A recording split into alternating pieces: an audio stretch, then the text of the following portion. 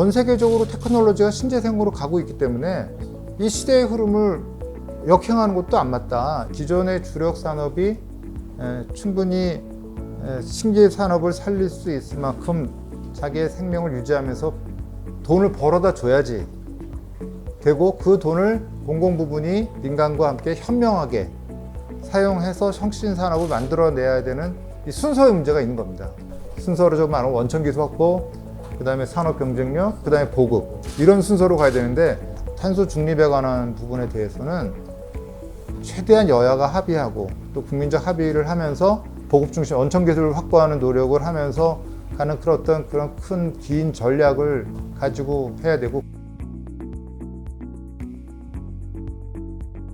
한 번도 탄소 중립을 생각하고 만든 기술이 별로 없습니다.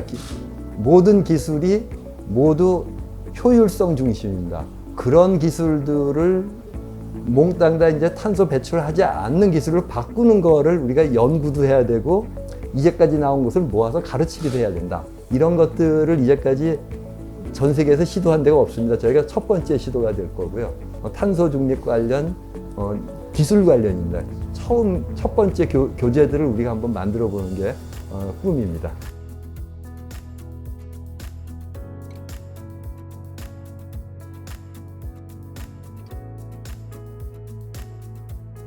태양전지 같은 경우는 아까 말씀드린 것처럼 화석에너지를 어떻게든 대체해야 되는 그런 신재생 에너지 분야의 가장 중요한 중추가 될 수 있습니다.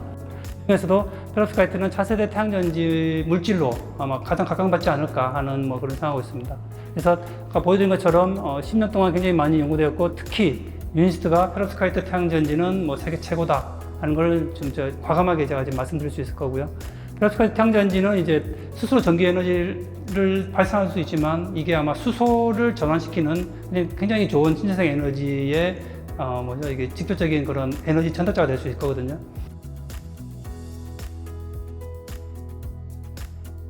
세계 트렌드를 보면 해상풍력이 19년도까지는 한 29기가 정도를 했고요. 한 30년까지는 177기가 되는데, 최근 제가 봤을 때 197기가 정도 한다고 되어 있고, 도시식이 지금은 태동기지만 어느 순간 발전할 때는 급속도로 발전한다, 이렇게 좀 봐주시면 될 것 같고, 특히 이제 특허 같은 경우는 사용 가능한 특허를 나이가 보니 한국이 3건이었는데 21년에 저희들이 3건을 더 추가해서 저희들이 포함한 6개, 그럼 전 세계적으로도 기술이 나쁘지 않다고 저희들은 판단하고 있습니다. 저희가 남아있는 것은 결국 저장의 단연 기술. 하루에 3%씩 날아가는 수소를 하루에 어떻게 0.3%까지 줄일 것이냐가 우리가 반드시 확보해야 되는 기술이고, 우리가 재생에너지만 가지고서는 탈탄소를 할 수가 없고, 우리의 산업 구조 자체가 바뀌지 않는 이상 결국은 탈탄소를 위한 수소가 필요하면, 그럼 이러한 것들을 사실은 우리가 모두 합심해서 노력을 해야 되는 문제가 있지 않은가 싶습니다. 아직까지 수소라는 것은 일부 사람들의 영역이라고 많이 생각하시는데, 인식을 바꾸는 그런 노력이 필요할 것 같습니다. 네, 안녕하세요. 저는 유니스트에 재학 중인 석박 2년차 송태희라고 합니다. 우선 굉장히 뜻깊은 강연이었고요. 가장 많이 드는 생각은 정말 그린 에너지의 그린화를 위한 길은 굉장히 멀구나. 그래서 내가 할 수 있는 건 뭐겠지, 연구원으로서 할 수 있는 방향은 어떻게 되는지 그거에 대해서 생각해 볼 수 있는 기회가 되기도 했고요.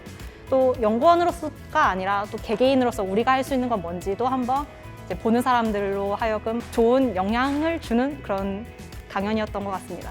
네, 안녕하세요. 저는 유니스트 에너지 화학공학과 김종범 대학원생입니다. 이런 한 분야에 대해서 연구를 하고 있을 때 이게 연구계 산업계에서 어떻게 사용이 되고 있고 좀 현황이 어떻게 되고 있는지를 알고 싶었는데, 이렇게 자리가 마련이 되어서 굉장히 도움이 되었고, 지금 어떻게 연구가 되고 있는지 이런 거를 알게 되어서 굉장히 유익했습니다.